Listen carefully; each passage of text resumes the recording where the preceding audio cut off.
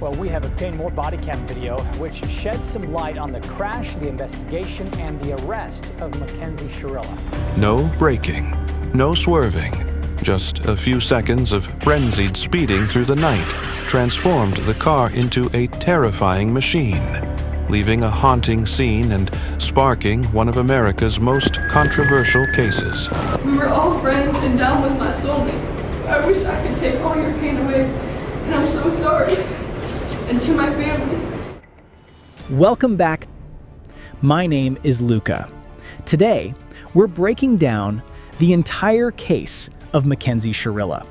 And this case became so shocking that Netflix even featured it in the documentary series The Crash. And honestly, after seeing the security footage, the black box data, and everything that happened leading up to the crash, I think you'll understand why this case remains one of the most controversial true crime cases in modern America. So, let's get into it.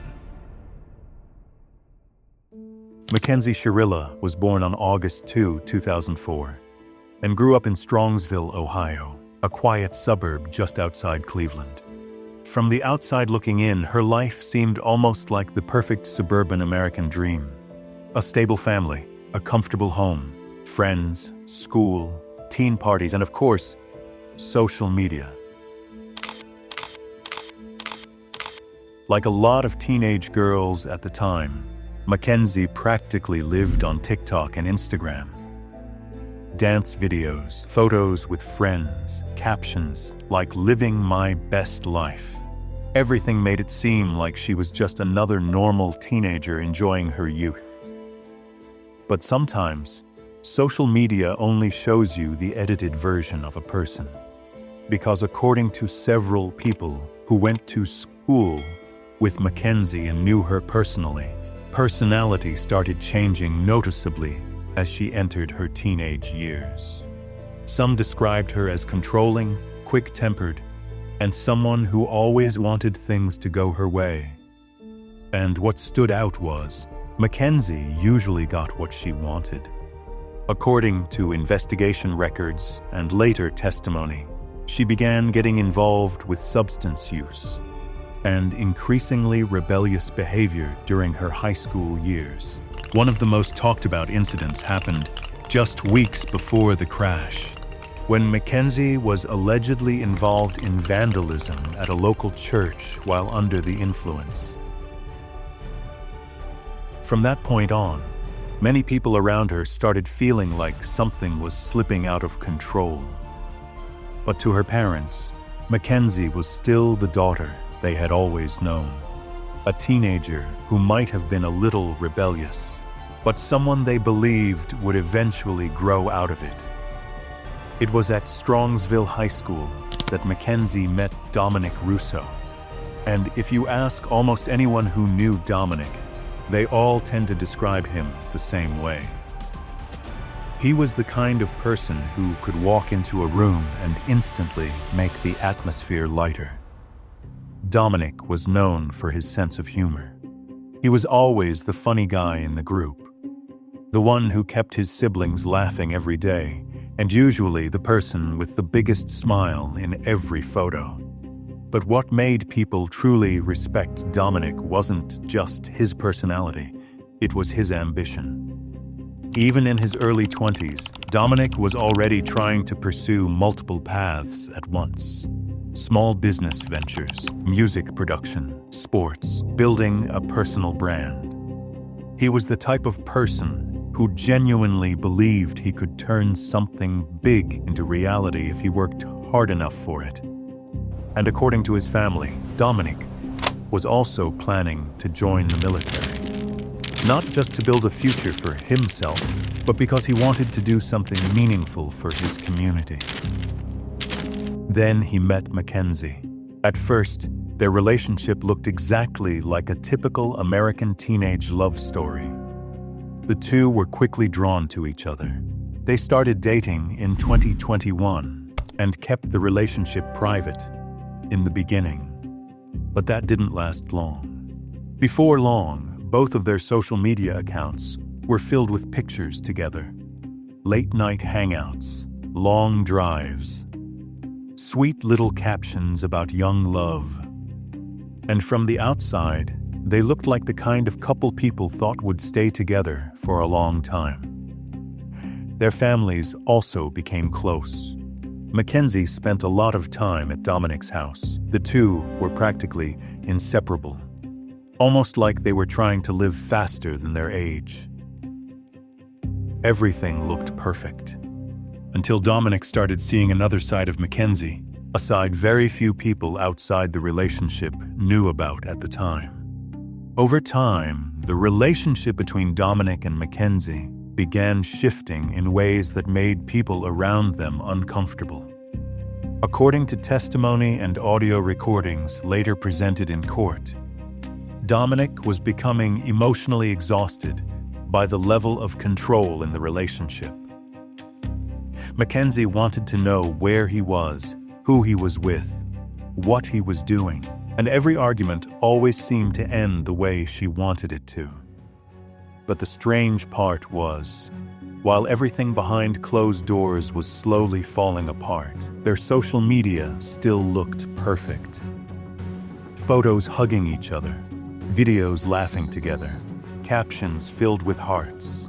The kind of relationship that, if you only saw it online, you'd probably call relationship goals.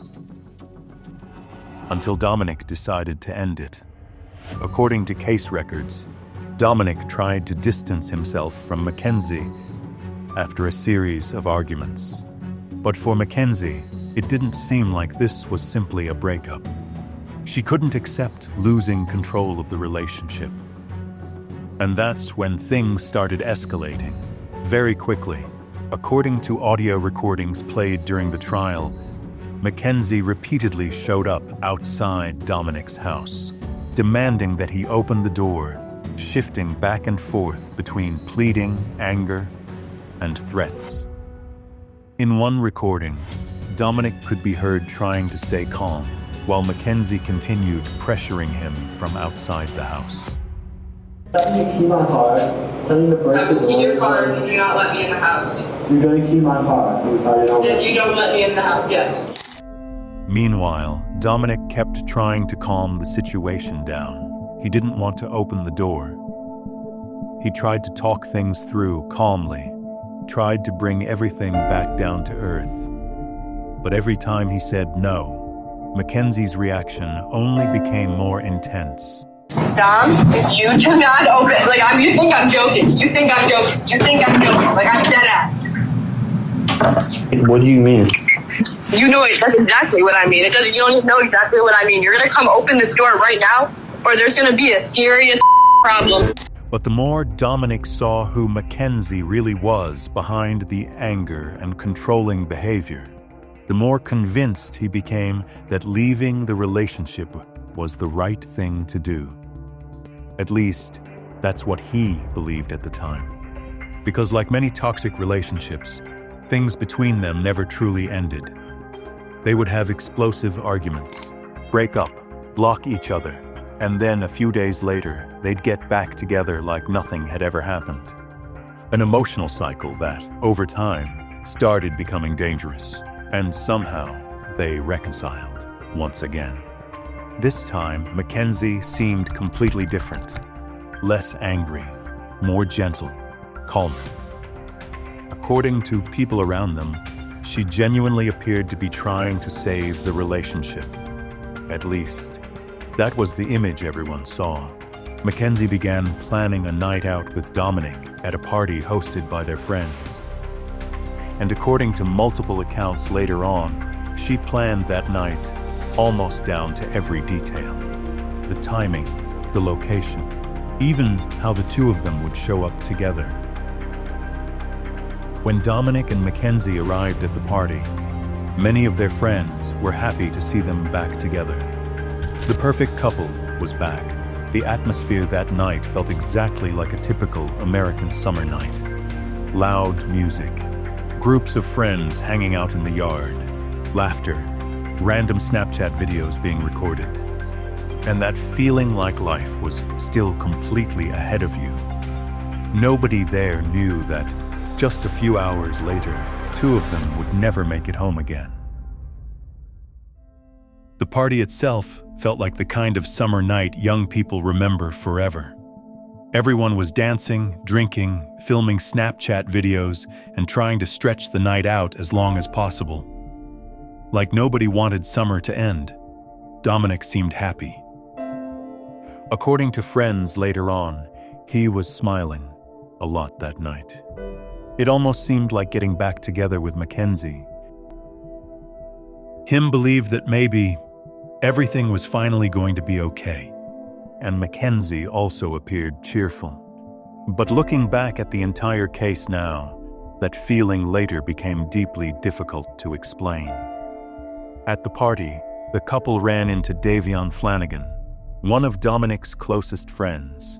Davion was only 19 years old at the time, and people who knew him usually described him with one word: kind-hearted.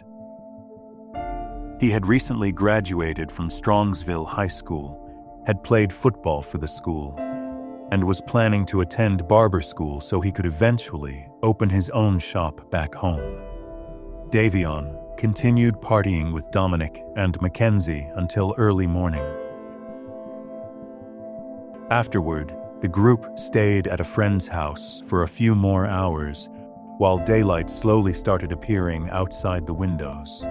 Around 5 a.m., MacKenzie woke Dominic up so they could head home.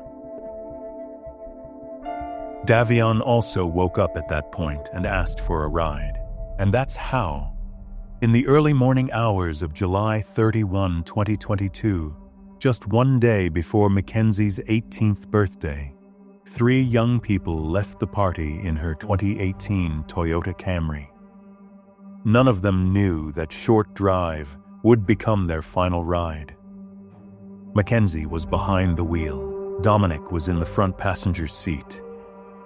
Davion Flanagan was sitting in the back, and there was one small detail that would later become incredibly important. According to investigators, MacKenzie was the only person in the car wearing a seatbelt. At first, the Toyota Camry appeared to be driving normally. Surveillance footage captured the car turning from Pearl Road onto Progress Drive while still fully under control. There were no signs of the driver losing control, no swerving, no immediate chaos. But right after making that turn, everything changed. MacKenzie hit the gas, and according to investigators, she never let off. Progress Drive is a short road located inside a quiet industrial area in Strongsville. It's mostly straight, usually empty, and at that hour, around 5:30 a.m. on a Sunday, there was almost nobody around. In less than a mile, the Camry accelerated to nearly 100 miles per hour. No braking, no slowing down, no sign of trying to avoid a collision. The car tore through the industrial district in the dim early morning light, heading straight toward the end of the road, where a brick building stood directly ahead. And then, in the final moments, the vehicle drove straight into the building.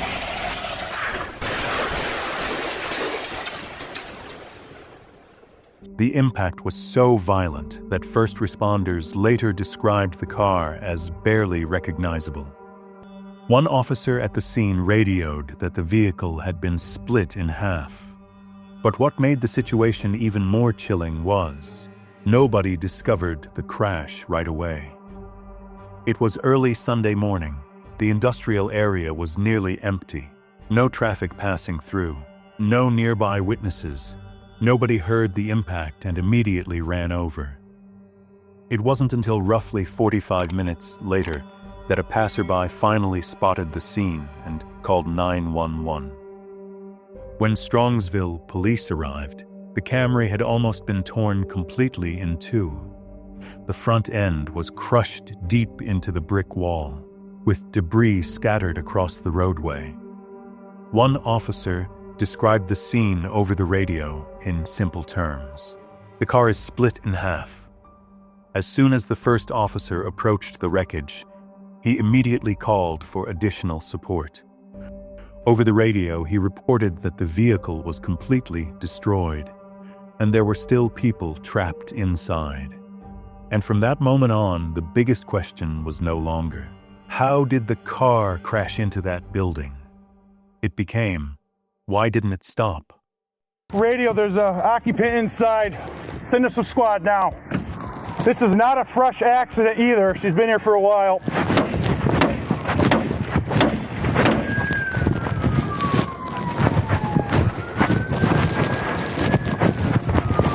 Radio, we got at least 2 occupants in here. No one's moving. Oh my God.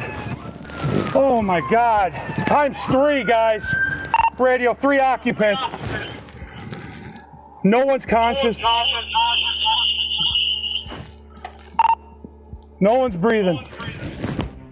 Then officers realized the driver was still alive. MacKenzie Shirilla was still breathing, but she was severely trapped inside the front section of the Camry, which had been completely mangled by the impact.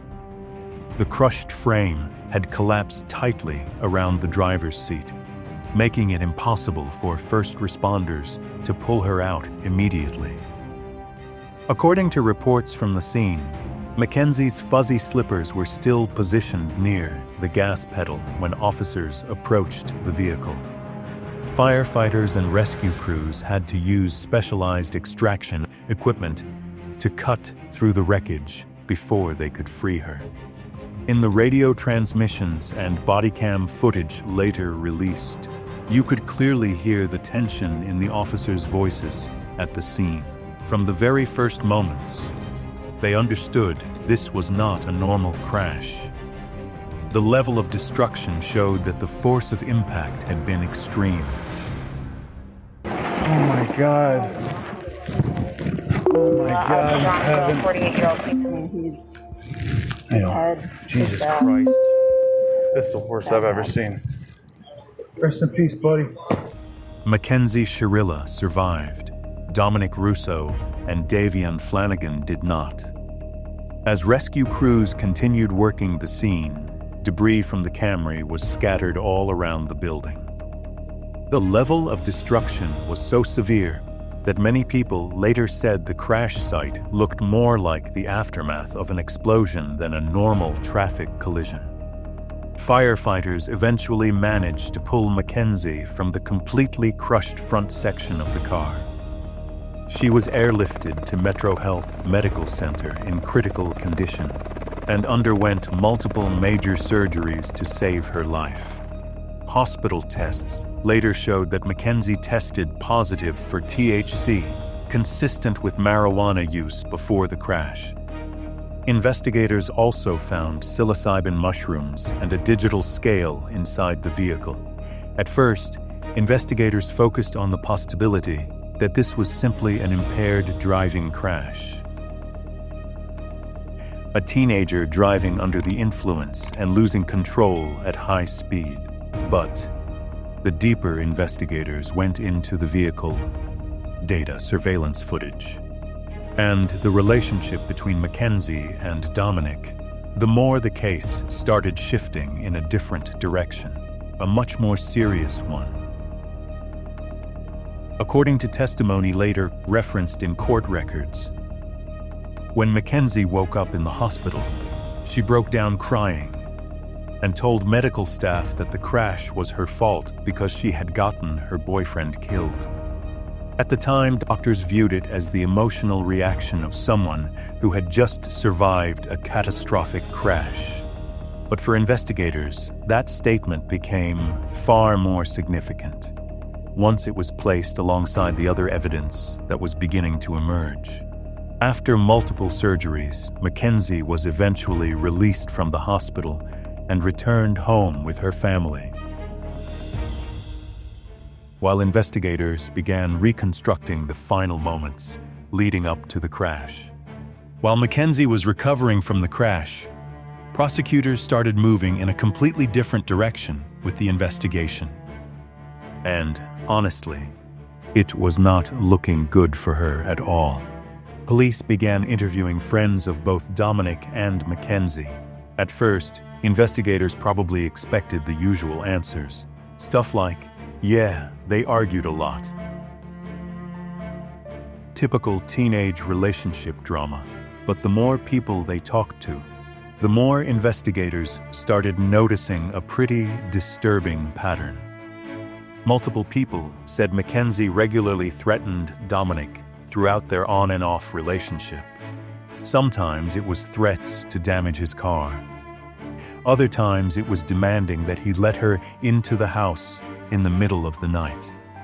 And then there were threats that sounded far more serious. According to case records, about 2 weeks before the crash, Dominic actually called his mother to come pick him up because MacKenzie was driving while the two were arguing. And during that argument, she allegedly said, "Dominic, I'm going to crash this car right now." Yeah. On its own, that might sound like something said in anger during a fight. But after a nearly 100-mile-per-hour crash, with no signs of braking, suddenly that statement started feeling very different. At the same time, MacKenzie's behavior after the crash also started turning public opinion against her. While Dominic and Davion's families were still holding funerals, MacKenzie's social media activity left many people disturbed. She posted a tribute to Dominic on his obituary page, and some later reports described the post as disturbing, given the context of the investigation at the time. Then came Halloween. MacKenzie appeared at parties and posted costume photos online, including marijuana-themed outfits and controversial zombie-style corpse makeup. And look, people process trauma in different ways, but to the public at that moment, especially while investigators were considering whether she intentionally drove into that building, those photos made her image look far worse. And by this point, the case was already starting to shift from a teenager caused a deadly crash to, was this actually a murder disguised as an accident? But TikTok wasn't the only thing making people see MacKenzie differently. In one post, she used a caption that said something like, "I'm the girl you'd die for." And yeah, in a normal context, that might have just sounded like an edgy teenage caption. A little cringe maybe, but not exactly the end of the world. The problem was, this was not a normal context. 2 people had just died in a car she was driving. Dominic was her boyfriend. Davion was his best friend, and only weeks after being released from the hospital, MacKenzie was already appearing back on social media, like life was slowly returning to normal. She was even seen attending a concert while still using a wheelchair because of the injuries from the crash. For some people, maybe that was simply her trying to hold on to life after severe trauma. But for the Strongsville community at the time, those images were difficult to accept. Then came posts related to modeling opportunities. According to reports tied to the case, MacKenzie and her mother had conversations online about modeling. Some people in the community found it so inappropriate that they forwarded screenshots and information to police. And while the public was focused on TikTok posts, captions, Halloween costumes, and MacKenzie's very questionable online behavior, investigators were focused on something far more important: the car itself. A full mechanical inspection was performed on the Toyota Camry, and investigators found no mechanical failure that could explain the crash. The brakes weren't defective. The car didn't suddenly accelerate on its own. There was no mysterious malfunction where investigators would shrug and say, "Well, that's convenient." Then investigators downloaded data from the event data recorder, commonly referred to as the vehicle's black box. And that's when the case became extremely difficult to defend. According to investigators, right after MacKenzie turned onto Progress Drive, the accelerator pedal was pushed aggressively to the floor. The car continued accelerating down the straight roadway until it reached nearly 100 miles per hour.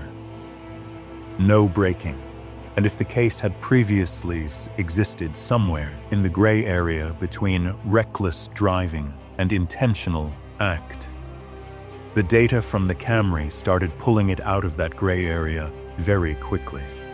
The data from the Camry started answering one very important question. Did MacKenzie ever try to stop? According to investigators, the answer was no. When first responders found her inside the vehicle, her foot was still positioned near the accelerator area. Data from the event data recorder also showed no indication that she attempted to brake before impact. The Camry traveled the entire length of Progress Drive, a short road inside the industrial district, until it reached the end near a intersection. Right before leaving the roadway, the steering wheel registered a sharp turn, roughly 142 degrees to the right, before correcting back left as the car crossed over the grass and slammed directly into the brick building. And this is where surveillance footage became an incredibly important part of the case. Because before this point, MacKenzie's social media behavior may have disturbed the public. The threats before the crash may have raised suspicions for prosecutors. But the surveillance footage and vehicle data were what started turning those suspicions into a timeline that became very difficult to explain as just an accident. Several businesses in the area captured parts of the Camry's final route that morning. But two specific videos became especially important. The first showed MacKenzie turning onto Progress Drive completely normally. She slowed down to make the turn. She kept the vehicle under control. She even used her turn signal correctly. In other words, just seconds before accelerating, she was still driving like someone who fully understood what she was doing. And that detail immediately stood out to investigators. If the car had already been out of control, the footage didn't show it. If she had been panicking from the very beginning, the footage didn't show that either. What it showed was a completely normal turn, and then acceleration. From that moment on, the question was no longer whether the Camry could have stopped. The question became, why didn't it? That surveillance footage later became one of the most important pieces of the entire case. Because, according to investigators, the way MacKenzie handled the Camry before accelerating did not look like someone panicking or losing control due to intoxication. She made a clean turn, slowed appropriately, used her signal, kept the car steady. Everything during those few seconds looked strangely normal. Then the Camry entered Progress Drive. And almost immediately after that, the speed started climbing rapidly.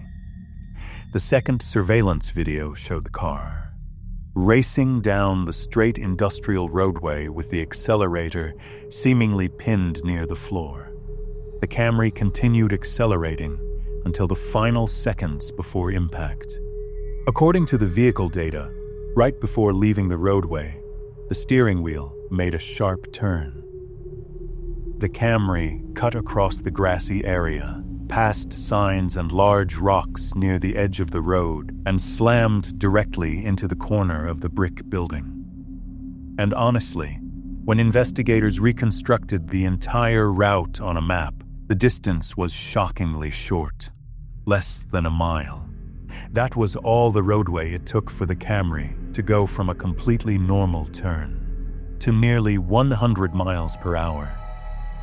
According to prosecutors, the entire route down Progress Drive convinced them this was not simply a case of losing control at high speed. Then MacKenzie's phone data and GPS history made the case even harder to explain. When investigators analyzed her location history, They discovered she had been near the industrial area on Progress Drive multiple times in the days leading up to the crash. This wasn't a busy area, and it definitely wasn't somewhere teenagers normally hung out late at night, which is pretty strange, especially considering that same road later became the site of a nearly 100-mile-per-hour crash. Prosecutors argued that MacKenzie had spent time scouting the area before the crash. To them, it became part of the argument for premeditation, that she understood exactly how empty the road was, how straight it was, and what could happen if a car was driven at full speed down that stretch in the early morning hours. The defense strongly pushed back against that interpretation, arguing there was no direct evidence proving she had planned the crash ahead of time. According to investigation records, after the crash, MacKenzie allegedly asked police, "Can't you just suspend my license for like 10 years or something?" Yeah, and for many people following the case, that statement sounded like she still didn't fully understand the severity of what had happened on Progress Drive that morning.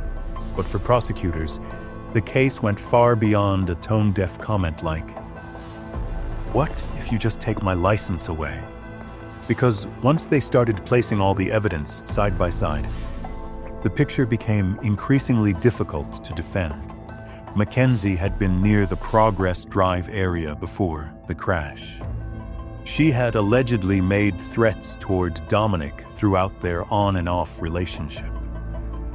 Vehicle data showed the Camry accelerating to nearly 100 miles per hour.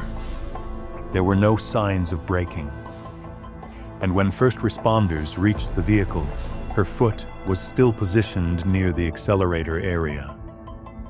Any one of those details by itself could maybe be debated. But when combined together, things started looking very, very bad for MacKenzie. According to prosecutors, this was no longer reckless driving. This was an intentional act that caused the deaths of Dominic Russo and Davion Flanagan.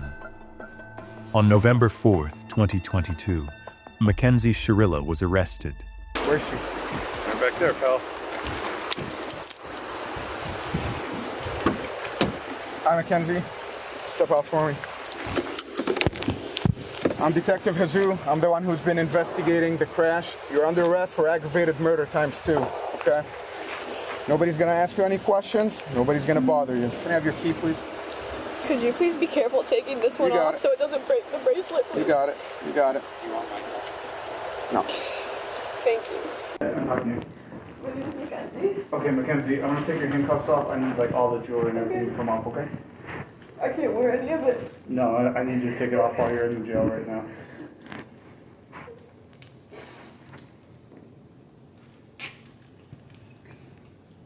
I can't wear these. Now, unfortunately, everything's gonna have to come off right now once we know when the detective comes back and we know for sure what's going on. Everything's gonna be bagged up here. It's not going anywhere.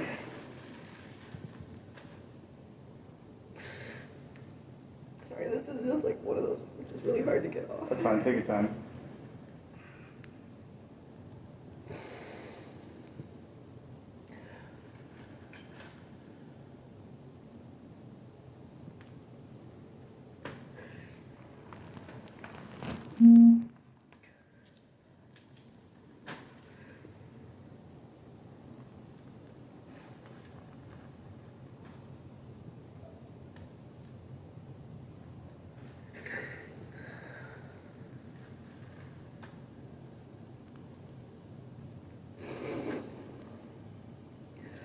What are the green, are those extensions, clips? You're gonna need to take those out. I can't take them out. They're like in my, they're like in. Okay. Unless you have pliers, we can get them out.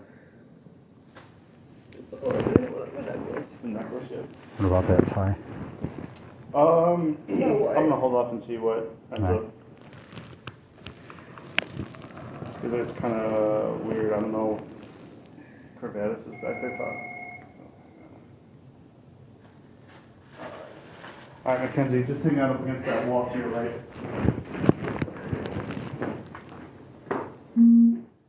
According to court records, she faced a total of 18 charges, including 2 counts of aggravated murder, 4 counts of murder, 4 counts of felonious assault, and 2 counts of aggravated vehicular homicide, all directly connected to the deaths of Dominic Russo and Davion Flanagan in the July 31, 2022 crash.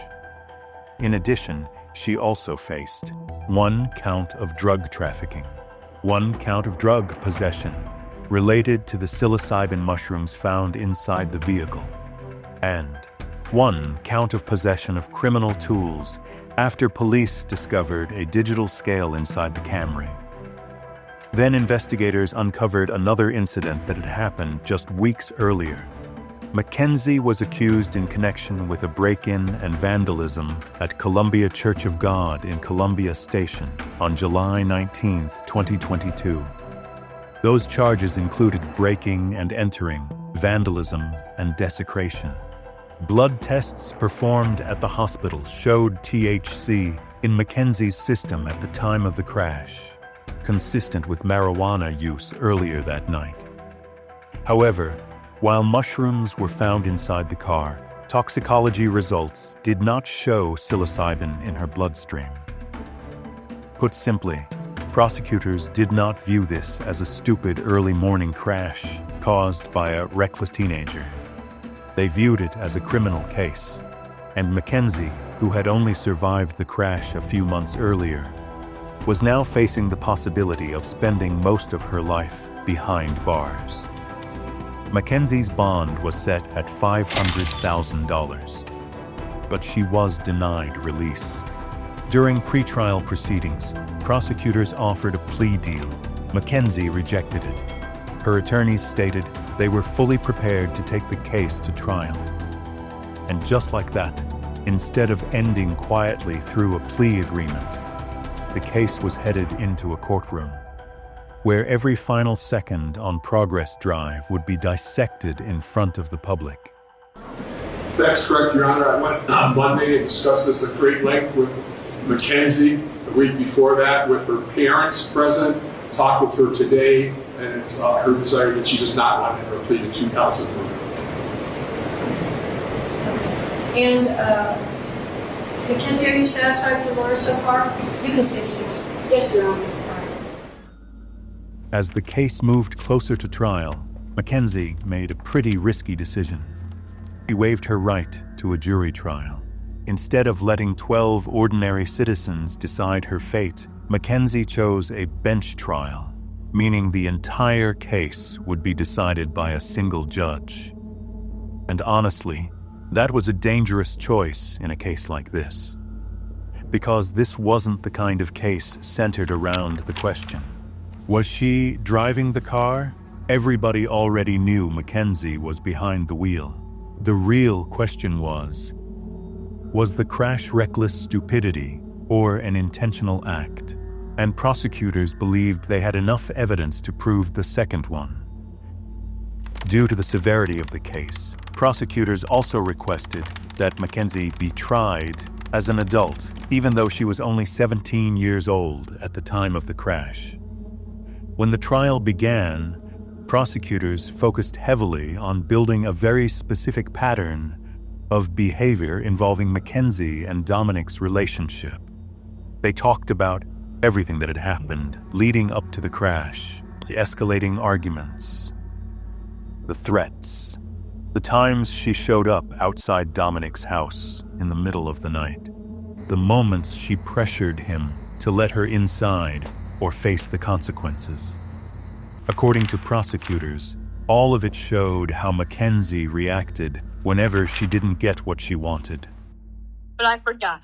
You broke up with me earlier. Because you are a little f***ing weak bitch. You broke up with me earlier. You really broke up with me earlier. This is your last chance to open the door, or you are not coming out of this house all night, because I will not leave.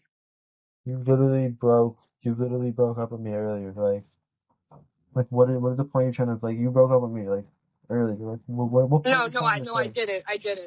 Yes, you did. You said we're not together. You really said that shit. Like, you really broke up with me earlier. Like, what are you trying to make? Like, why would I just let you in my house if you break up with me and you're threatening to break my shit? Like, you're threatening to key my car, threatening to break the doors. Like, Do not let me in the house. you're gonna key my car if I don't let You you. don't let me in the house. Yeah. Dom, if you do not open, like you think I'm joking. You think I'm joking. Like I'm dead ass. What? What are you dead ass about? Okay, I'm gonna give you one last chance to open the door.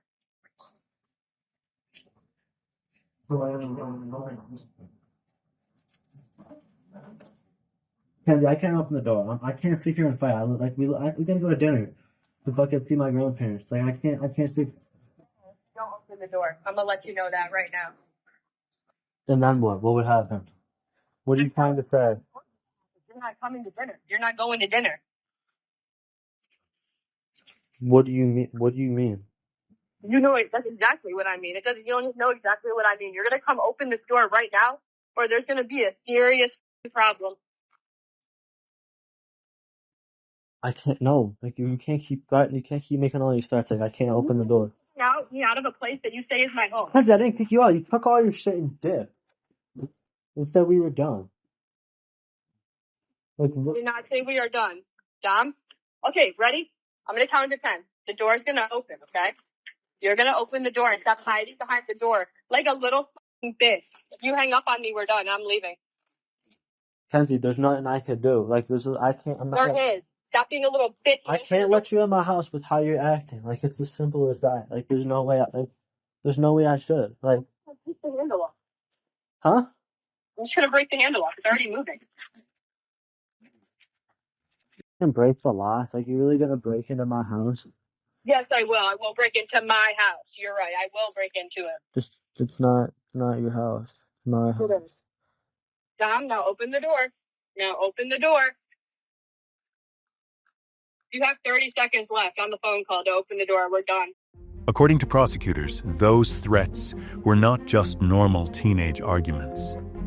In court, prosecutors presented audio recordings and testimony describing how MacKenzie would show up outside Dominic's house, banging on the door in the middle of the night and demanding that he let her inside. At one point, she allegedly threatened to break the door handle if Dominic kept the door locked, and then began counting down second by second like the situation was about to spiral completely out of control. And that was only one part of the pattern prosecutors wanted the judge to see, because, according to case records, MacKenzie had repeatedly talked crashing a car while Dominic was inside it. For prosecutors, those threats became extremely important after the crash on Progress Drive, especially when data from the Camry showed the vehicle accelerating continuously to nearly 100 miles per hour without any sign of braking. Prosecutors also spent significant time focusing on MacKenzie's behavior after the crash. TikTok videos, concert appearances, Halloween costumes, posts related to modeling jobs. And honestly, this part made the case extremely messy. And look, nobody gets convicted just for posting on TikTok. But prosecutors argued that those actions reflected a lack of remorse following the deaths of Dominic and Davion, especially since they happened only weeks after the crash. Meanwhile, accident reconstruction experts testified that there was no mechanical failure, no brake malfunction, and that the Camry remained under control right up until the moment of impact. That he observed at that time the defendant striking Dominic Russo with both hands, and that he overheard her make a statement, an admissible statement, and she said, "Dominic, I'm going to crash this car." We find that it is especially and important to her state of mind just 2 weeks later when she used a car to kill Dominic Russo. Prosecutors believed this was not an accident. According to them, MacKenzie intentionally drove the Camry down Progress Drive at full speed, while Davion who had simply asked for a ride home after the party, became an unintended victim in the entire situation. The defense told a completely different story. MacKenzie's attorneys argued that this was a tragic crash caused by reckless driving, not murder. They said MacKenzie had no memory of what happened in the final seconds before impact, and they focused heavily on the 142-degree steering input recorded right before the crash. How can you come to any conclusion other than, if anything, she's reckless? Is it just kids being kids? Is it Dominic grabbing the steering wheel? Is it MacKenzie maybe speeding and say, oh my God, park out, it's late, I'm coming up to this, I better do something, and she goes like that to avoid an accident, not acting purposely, but in fact trying to avoid it? Is it sudden acceleration, panic? Those are all possibilities. The defense raised one major question. Who actually turned the steering wheel? Did MacKenzie try to avoid something in the road? Could one of the passengers have grabbed the wheel?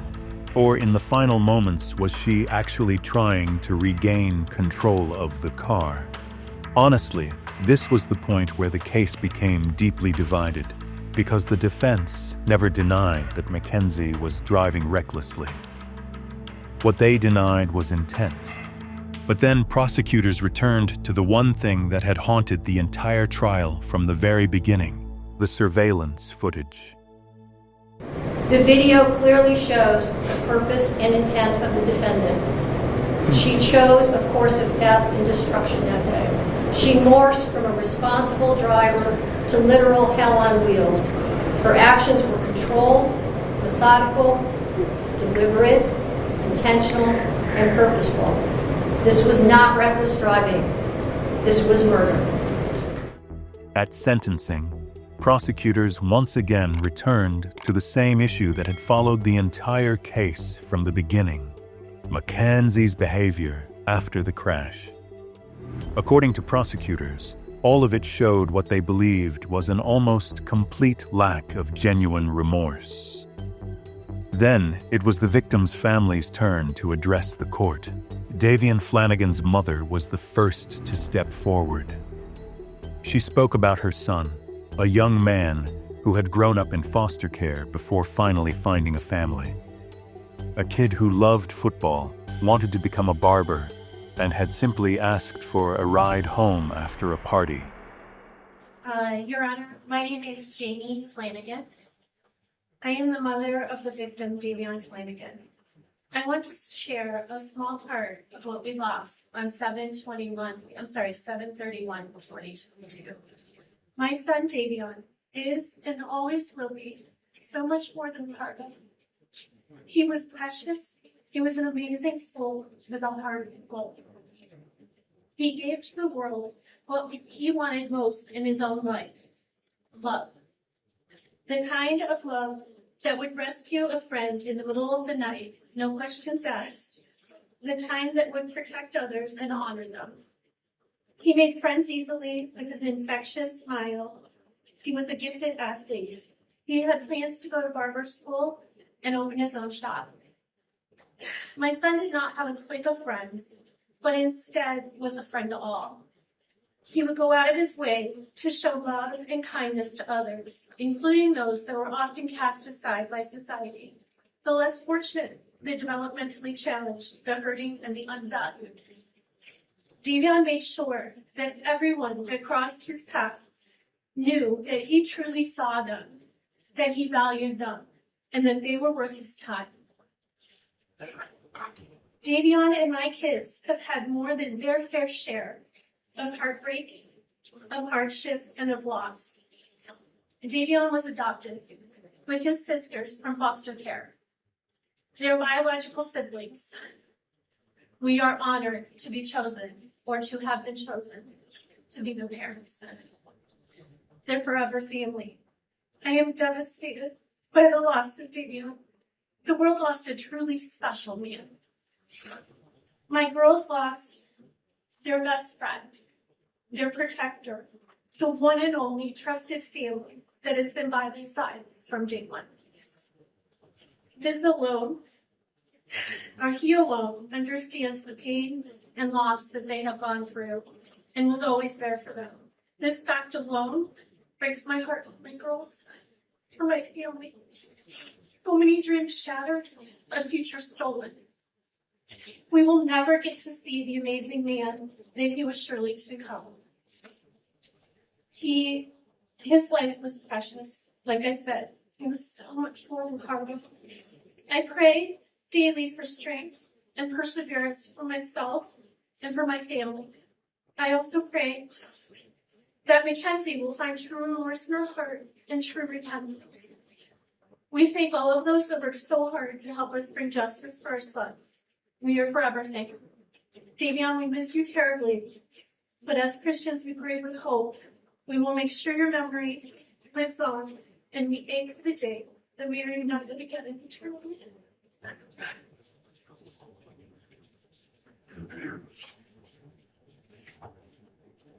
Hello, could you start with your name? Hi, Your Honor. My name is Davion Flanagan. Davion was my older brother. The passing of Davion Markel Flanagan has been very difficult for me.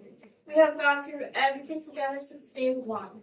Davion was a big brother to me and my younger brother, Leah. We all got adopted together in 2012. After Davion passed away, a lot of trauma and past pain has came into my life, causing it to be difficult to overcome this trauma or this traumatic event. Davion was not just a big brother to me, but a role model in many ways. He was the person I trusted the most because he made me feel safe. He taught me the importance of cherishing each moment and enjoying life. The memories we have are strong, but losing him has shown me the value of life. Just how God works in ways you can't understand, but it's worth it in the end. I don't want this pain for anyone else. I don't want people to have to go through this. As an 8-year-old, I hate the fact that he is gone because someone decided to take his life. Now that Davion is gone, I feel stuck. I feel as if I can't move forward. I feel lost. He was the one who picked me up when I fell. He was my best friend and the only person that has stayed with me since I was born. I would like you to give MacKenzie the longest possible sentence. I've known her for about 3 years, and actually, she's always taken the easy way out. She will be eligible for parole, while my brother will be gone forever. Thank you, Your Honor. Thank you. Then it was Dominic Russo's mother's turn. She spoke about Dominic the way a mother speaks about a son she believed still had his entire life ahead of him. I'm Christine Russo. I'm Dominic's mother. No one wanted this to be a murder or to punish MacKenzie Shirilla for this accident. But this was not a car accident. The evidence and science proved that MacKenzie Shirilla murdered my son, Dominic, as well as Davion. There's no fix put in this case, as the Shirillas would like to proclaim. I want to thank Strongsville Police Department and the state of Ohio for seeking the truth behind this crash. Thanks to them, we all know what happened in that car that day. What we don't know is why. I wish I could change this every day. I lost 3 children in that crash. Not a minute goes by each day that I don't think about my son, as well as Davion. My heart is forever broken. The cries heard from the Shirilla family and friends after the verdict are nothing more than a lack of remorse. MacKenzie Shirilla had a choice. Dom and Davion did not. We are all left here to mourn. But what Dominic and Davion lost can never be remedied in any way or by any particular sentence. On July 31st, 2022, I called MacKenzie's mother, hysterical with the loss of my son and Davion. I knew MacKenzie was in the hospital, and the first statement said to me was, "Oh, please don't listen to what everyone's saying on Facebook." Yeah, My son is dead, his friend is dead, and I'm checking on yours. Yet social media is what's important. Social media has made a game out of the life of MacKenzie and is making a game out of this heart-wrenching tragedy. No one can imagine the pain of losing a child unless they have lost one themselves. The pain is forevermore. Time does not heal this wound. MacKenzie, going to prison because you did this. Be thankful that you're still alive and have a future, whatever that may be. Dom and Davion were robbed of their futures, their hopes, and their dreams. MacKenzie showed no mercy on Dominic, nor did she on Davion. Only God at this time can have mercy on her soul. Thank you. Then it was MacKenzie's mother's turn to speak, and that was the moment this case became far more emotionally complicated. Because no matter how the public viewed MacKenzie, to her, that was still her daughter. My name is MacKenzie Shirilla. I just want to say, am I allowed to address them at all? Sure. I just want to say to the families that I'm broken, sad, and lost, and my heart hurts for everyone, okay? Davion was her new friend, and Dom was the love of her life, and he was part of our family, okay? I'm just so sorry that this happened, and we're heartbroken, okay? And then, Your Honor, this was a terrible, tragic nightmare accident to have happened that she has no memory of, and she will never emotionally or physically recover from it. She almost died too, and we're asking that you please not run the sentences consecutive. He was family, and we all loved each other. That morning of the accident, she called. I got a phone call that there was a car accident. Okay, so we went to the hospital, and I didn't even know who was in the car. The names had not been confirmed yet, and I'm going to cry because I missed Dom so much. We loved him so much. So I called Dom, like over and over again, praying that he was going to answer the phone, and he didn't answer the phone. So then I tried to call his mom, and she didn't answer the phone either. And I still didn't know who was in the car. I didn't even know if she was alive. I didn't know what was happening. So then we were in the waiting room, and then his mom she did call me, so I answered the phone, and I was like, oh my God, like, I don't even know who was in the car, like, what's happening? Was that Dom? And she said, what do you mean? My son is dead. And I was like, I'm so sorry. And then she said something like, and now I have to wait until your kid's out of the hospital. And then I didn't hear the rest. I was like, we loved him so much, and I hung up the phone. I did not talk about social media. I didn't even know what was going on yet, okay? So then, that was it. So in the hospital, that Vitality post, I commented on that because somebody had called her a murderer, okay?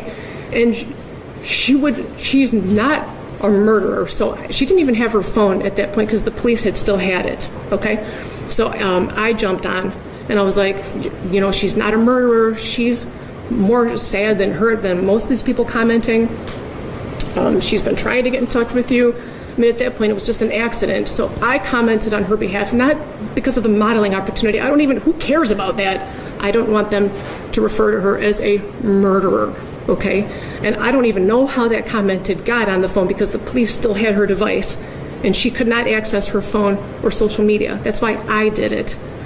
And I had called them asking if they could shut down social media because people were calling her a murderer and making death threats and organizing groups to, take her out when she got out of the hospital and stuff. So I didn't even want her phone. I don't care about her phone. I don't care about social media. I just wanted them to stop calling her a murderer so that when she did come to, and she did come out of surgery, multiple surgeries, that she wouldn't see all these people calling her a murderer because she would never, ever, ever murder the love of her life. Okay? For Halloween, for 3 months after the accident, she would only wear his clothes. She would only eat the snacks he ate.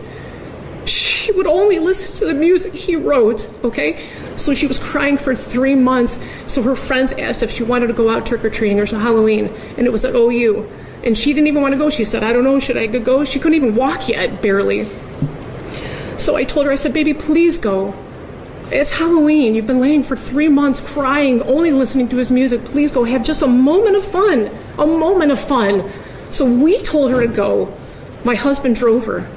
I brought her back home. She just needed a second of fun from losing her whole world. So that was us. We told her to go. And that concert she went to with Dom's cousin, Abby, they picked her up. They brought her there. That was MacKenzie and Dom and Abby all decided to go to this concert together while they were in the hospital. She's like devastated and tragic. He was the air that she breathes, okay? And they went with his cousin. We spent all kinds of time with him after the accident. What was the other thing? I'm hearing an awful lot about your daughter. I'm not hearing very much about her too, Delvi. Dominic, okay? I'm asking you for leniency because this was a tragic accident that she does not remember. And Davion, he's a new friend. And I'm so sorry. Does that mean his life is worthless? No. God, no, not at all. They all loved each other. They all spent every day together. I understand what it looks like. I'm saying that it was a tragic accident. She would never. Well, we're going to have to disagree on that. I understand. Right. And I respect your position. I understand.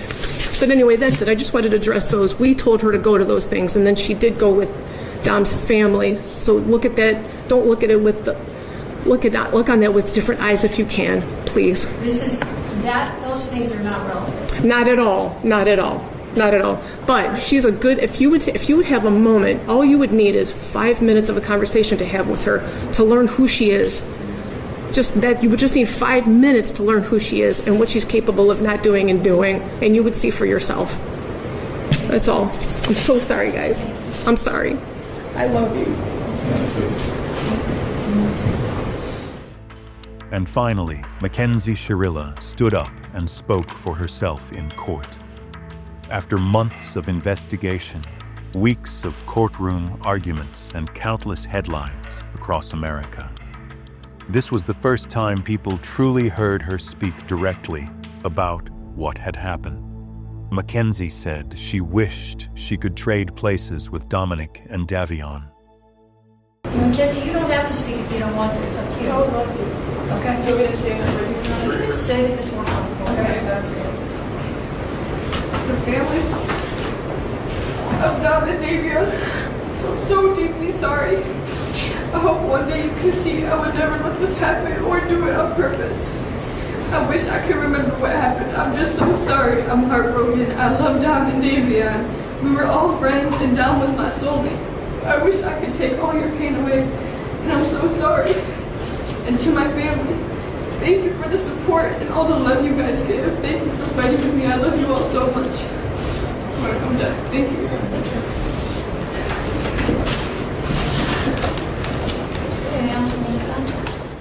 With the guilty verdicts now delivered, MacKenzie was suddenly facing something she probably never imagined just a year earlier: a life sentence in prison. Today is the sentencing of the defendant for the purposeful and intentional murders of Davion Flanagan and Dominic Russo. And in a way, it's the second time their families are gathered again to grieve. It's also a day when MacKenzie's family will grieve for the future of their daughter. All three of these families and the friends of these families are suffering, and all of their lives have been irrevocably changed because of the actions of the defendant. The unintended and collateral consequences of a selfish, intentional, and cruel decision by MacKenzie will ripple forever in time. It's literally changed history because it's ended 2 lives. 2 young men are dead. Their deaths were horrible, terrifying, and tragic. I will say again, if any reasonable person reviews Exhibit 802, there can be no doubt in your mind what happened this night. There can be no doubt of the absolute terror of the 2 people in that car. The defendant controlled all the events. She chose the day. Specifically, she chose a day just before her 18th birthday. She chose to drive the car, the time to drive the car. She chose an obscure, previously scouted route through an industrial parkway. She chose the target to hit and the victims.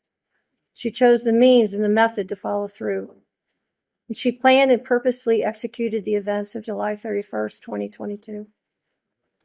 The review of the evidence supports the factual findings, the forensic testimony, the testimony of the first responders, the testimony of the emergency room doctors who treated the defendant, the testimony of the coroner's medical examiner, the testimony of those who knew the victims and the defendant, and the testimony of the BMV official who provided evidence that not only did the defendant deny any medical condition when applying for her license, which her mother co-signed and attested to, but also that just after the accident, MacKenzie renewed her driver's license and again denied any medical condition. In fact, the defendant was so concerned about driving that, as the state mentioned, during the investigation, she asked if they could just suspend her license for 10 years. It is hard to fathom how a person could be concerned about their driving privileges, having just been responsible for the deaths of 2 people. There was no medical condition that caused this as an accident. There was no mechanical failure of the car. The record is clear on the facts and the evidence. Her mother's uncorroborated statements without any medical testimony or records is not persuasive. It is also important to remember that even if MacKenzie intended to also die in this crash, that is irrelevant. A failed suicide attempt is not a defense to murder. And even in a murder-suicide attempt, when the perpetrator executing the plan survives, the other death or deaths are still murder. There's only one person who's responsible for the pain of everyone in this room, and that person is you, MacKenzie. Nobody else is responsible. This isn't the fault of Dominic's family, or Davion's family, or your family. And I know that each of you have asked your questions to yourselves, what if? What if I had done this or that? The truth of it is, none of us can control the intentions of another. And when there is a purposeful intent to harm or kill someone, it is the perpetrator alone who bears the responsibility for the choice and the consequences and the harm that follows. The difficulty for sentencing today, honestly, is whether or not I believe you should get consecutive sentences. I'm troubled that should I give you a concurrent sentence, that people will believe that somehow I'm being disrespectful to one of the victims. And on the other hand, I have to weigh the punishment. There's a very good likelihood, MacKenzie, that you will spend the rest of your life in prison. That won't be up to me. That will be up to the parole board, and that will be up to you to a great extent. Under Ohio law, each murder conviction carries a sentence ranging from 15 years to life before becoming eligible for parole. But there was still one major decision left in the judge's hands. Would those sentences run consecutively or concurrently? If they were consecutive, MacKenzie could spend most of her life in prison. At sentencing, the judge acknowledged that she understood the pain and anger felt by Dominic and Davion's families, people who wanted the harshest punishment possible. But she also said the role of the court was not only to punish, it was also to consider the full circumstances of the case and the defendant's age at the time of the crash. In the end, the judge sentenced MacKenzie Shirilla to 2 concurrent sentences of 15 years to life for the deaths of Dominic Russo and Davion Flanagan. In other words, MacKenzie would become eligible for parole after 15 years. And almost immediately, the controversy exploded again. For some people, the sentence represented justice. For others, it still wasn't enough for the 2 lives lost on Progress Drive that morning. Because the sentences were ordered to run concurrently, MacKenzie will become eligible for parole after 15 years. And almost immediately, the internet split into 2 sides again. Supporters of MacKenzie argued that she had been turned into the villain very early on, especially after TikTok videos and party photos spread across social media. According to them, those posts may have been insensitive, but they did not prove murder. Some people even believed the crash could have been caused by pedal misapplication. The kind of panic situation where someone accidentally presses the accelerator instead of the brake. Others questioned whether the Camry could have suffered a technical malfunction that the data simply failed to capture. Basically, people defending MacKenzie argued that the prosecution's case relied too heavily on character evidence.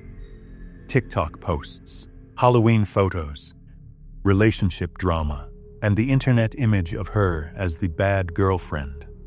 Not direct evidence proving she consciously decided, "I'm going to drive this car into that building," but most of the public sided with prosecutors, because for them, the Camry's data, the surveillance footage, the previous threats, and the complete absence of braking created a story that was simply too difficult to ignore. And after the trial, prosecutors spoke very directly about that. The intent was obvious upon seeing that video that there was only one goal, and the computer demonstrated that there was no attempt to slow down or stop, that it was full speed into a building, and tragically it cost 2 people their lives. After sentencing, most of Dominic and Davion's family members said they were disappointed with the decision to let the sentences run concurrently. For them, 2 young men had lost their lives, and that should have meant MacKenzie would never be free again. They believed 15 years before parole eligibility was not enough. And honestly, a lot of people following the case felt the same way, because no matter how you look at this case, the final result remains the same. 2 families lost their sons in just a few seconds on Progress Drive. But then Frank Russo, Dominic's father, said something that surprised a lot of people. While he said his family had been completely shattered by Dominic's death, he also said he did not want MacKenzie to die in prison. He hoped that one day she could eventually be released, as long as she truly understood what she had done. And honestly, that may have been the most human moment in the entire case.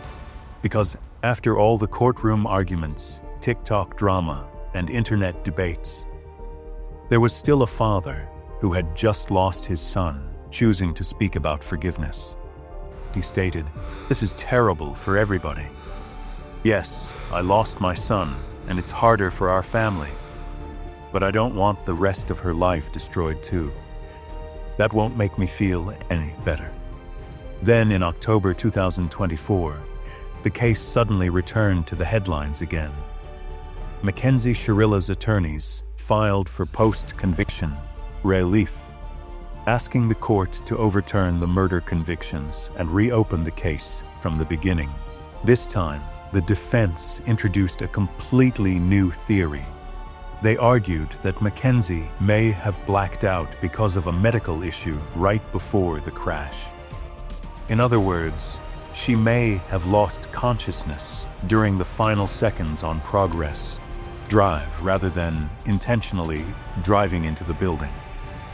And honestly, if that argument had been accepted, the entire case could have changed completely. But then the story took a turn that almost feels impossible to believe. Under Ohio law, the defense had exactly 365 days to file the motion after the official trial transcript was entered into the record. Deadline, October 23, 2024. The motion was filed October 24, 2024.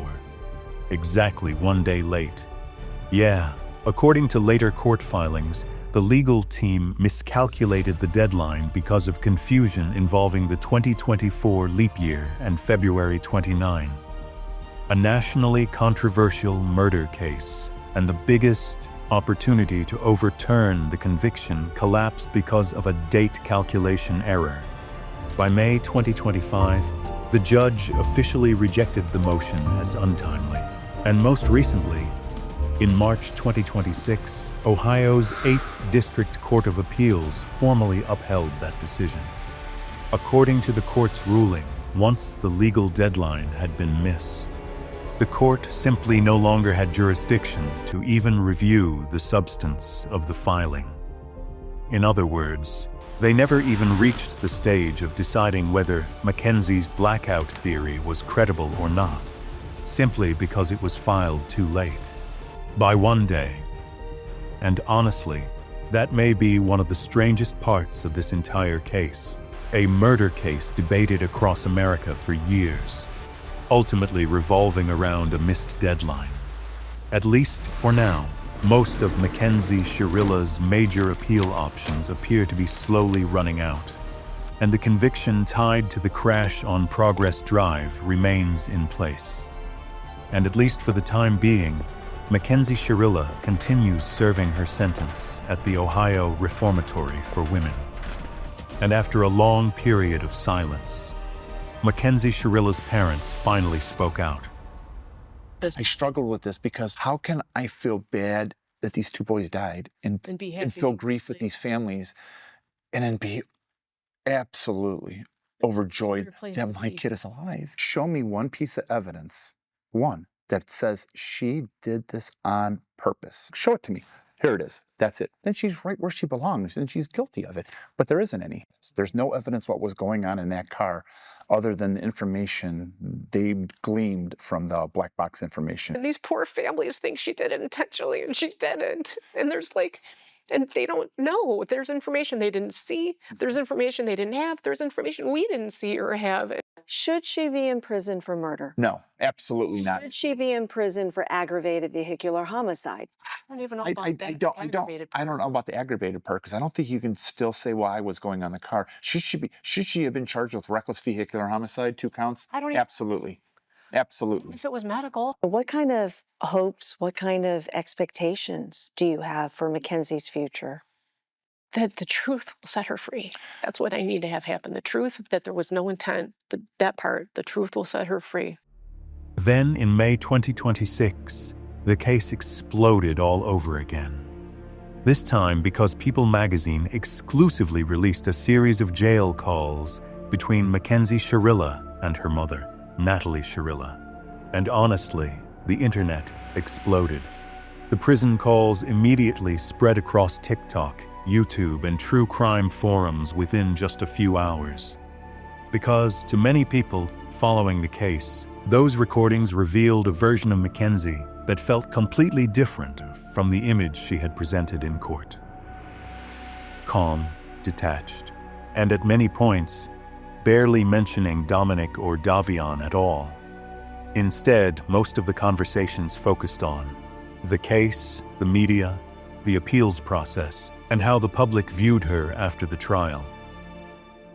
How do you think I did, okay? Yeah, that prosecutor was pissing me off, though. I don't know what, like, the I know, I'm like... I was getting so pissed what? off. Like, I wanted to, like, get up and be like, shut the fuck up, and, like, tell him to sit, like, so bad. He was pissing me off. He was so I was ready for anything. We got nothing to hide. You could ask me anything you want. All I've been eating is peanut butter, bread, and cookies. Yeah. Yeah, I'm excited to see how that you please have somebody get that to work for you. I know, I'm going to. This is just irritating as Yeah. Yep. Like, I hate how I don't like how I can't come out of my room. Why the fuck am I on a 7-day hold? That just pisses me off. It's just part of the procedure. There's nothing you can do about that.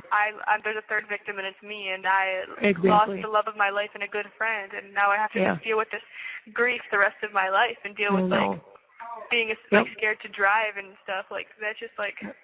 I know. I know, honey. There's nothing I can do about that, so... Can you just pay my bond and get me out of here, please? Like, go to a bail bondsman and see if they can do the 10%. God, why aren't you listening? I'm going to hang up. I am listening. Just say to somebody when you were talking. I don't know how much an appeal is. Okay? So can we just wait until Monday? Okay? Yeah, let's just wait until Monday when I can just they're probably going to take my bond away on Monday. That's what I mean. So let's just wait. What do you mean? That's what you mean. They're probably going to say there's no more bond on Monday. No, we don't know if that's true or not. I know this whole situation. You're just going to have to wait. This is just wrong. What the fuck they're doing? I know it It's so wrong, and they're just trying to juice it. I know. Yes, I'm getting very irritated, and I need to get the fuck out of jail. because they're just trying to fuck me over bad as fuck. In the jail calls released by People, MacKenzie also spoke quite a bit about her health. She told her mother that her condition had worsened since entering prison, and that the illnesses and symptoms she was dealing with had become more serious than anything she had ever faced before. Diagnosed. Nobody ever told me that anything about driving. Put that on the license. Exactly. No, that was never said. Ever. Nope. And if we do have to, then we will. I don't care. Like, why would we lie and just not do that? If I knew that could affect my driving, I probably would never drive. Like, well, people are allowed to drive with that, so don't say that. And ever since I got in here, it's been bad again. Like, I don't know what it is. Like I blacked out the other day, and it was so weird. It was not normal. Like, it wasn't bad how it usually is, but it was also not good. I don't know how to explain it. It was the first time I ever had a blackout like that. Like, it was weird as fuck. I don't know how to explain it. Well, just make sure you're eating. Okay, when you get your if you can do your commissary, make sure you get some chips. A case that began as a fatal crash involving 3 young people after a night of partying slowly turned into one of the most controversial murder cases in America in recent years. Right now, a documentary about the case titled The Crash has just been released on Netflix.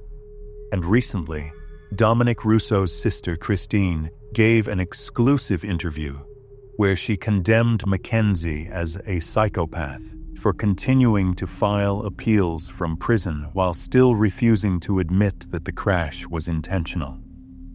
That interview has pushed the case back into the national spotlight once again and reignited the same debate that has followed this story from the very beginning. Even now, people still argue over what truly happened on Progress Drive that morning. Was it an intentional act? A moment of total loss of control at high speed? Or a decision that lasted only a few seconds, but was enough to destroy the lives of almost everyone connected to it? But what do you think? Do you believe this was reckless driving or murder? Leave your thoughts down in the comments below. If you enjoyed this video, don't forget to like, subscribe, and turn on notifications so you don't miss the next true crime documentary. My name is Luca. Thank you guys for watching. And as always, stay safe out there.